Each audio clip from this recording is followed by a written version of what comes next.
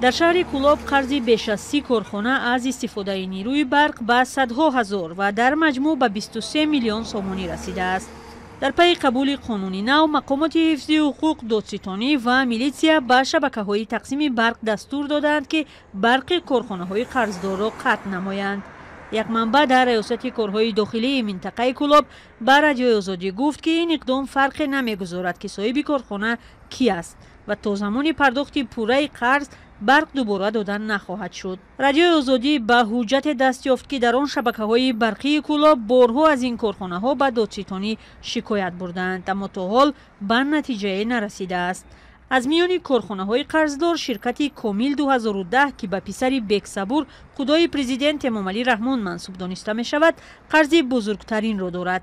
تنها قرض 9 کارخانه زیرتابه کامیل 2010 به 3 میلیون و 649 هزار سومانی می رسد که نسبت به 2 سال پیش تقریباً 1 میلیون سومانی بیشتر است. یک کارمند سابق این شرکت به آزادی گفت فعالیت شرکت پوره قطع شده، کارمندان به رخصتی فرستاده شدند. در صدر رویخط قرضداران کولاب کارخانه آب و تشناب قرار دارد که مؤسسه دولتی بوده، قرضش به 13 میلیون سومانی می رسد. در مقام دوم مرکز روشندهی شهر قرار گرفته است که 1 میلیون و 804 هزار سومانی قرضدار است. قرض کارخانه های دولتی باید طبق مقررات قانون از حساب بودجه محلی پرداخت شوند، اما از 30 کارخانه در روی خط بوده 28 تای آن خصوصی می باشند. با وجود تطبیق چاره های شدید تا حال معلوم نیست که این قرض ها کی و چگونه پرداخت می شوند.